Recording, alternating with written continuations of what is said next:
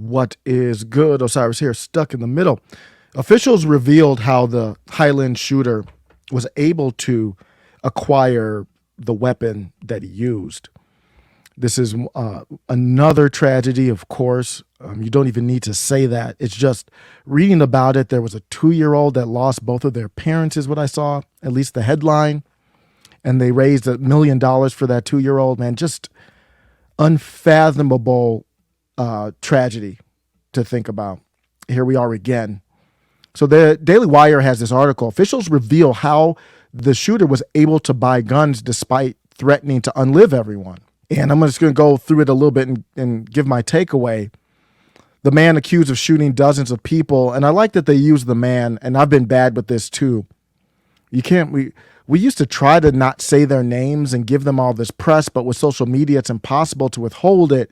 So it's almost creating more of these, in my opinion. I don't have facts for that, but to see the name and the pictures, and then they go to the old YouTube channel and you kind of prop him up when you don't want to, it defeats the purpose, man. It just creates more pub for a guy.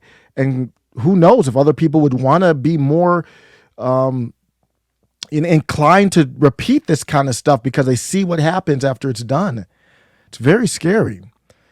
The man accused of shooting dozens of people at a parade in Illinois on Independence Day was able to purchase the firearms used in the attack because his father co-signed the Firearm Owners Identification card, which gun owners must have in that state.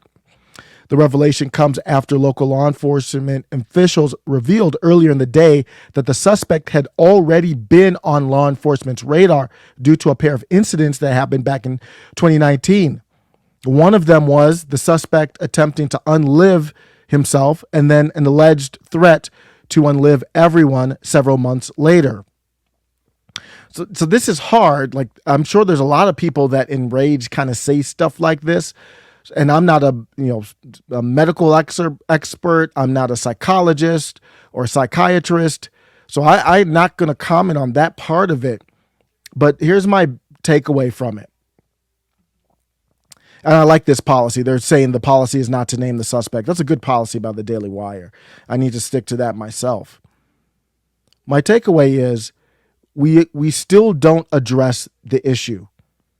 If you can't, so the big picture is people are saying, well, we shouldn't have trusted him with a gun.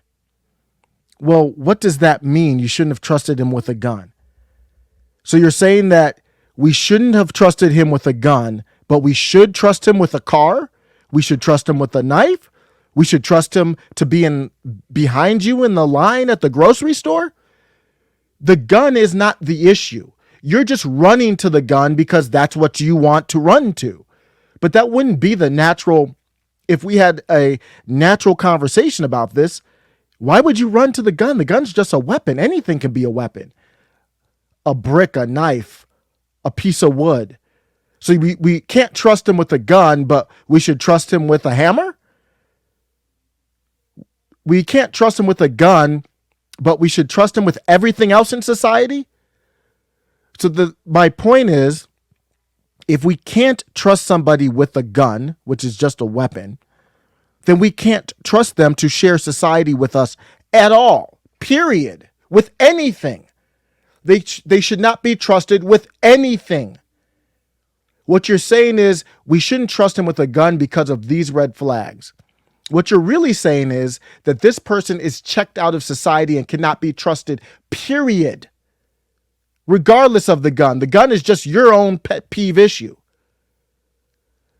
Our issues run deeper than guns, and we can't stop people from getting guns illegally. Obviously, take a look at how many people were shot and killed in Chicago outside of this tragic incident. Those guns are not legally obtained. Our issues are deeper than guns, and there are no easy answers. The sooner that we understand that and admit that, the better. Let me know what you think. Take care.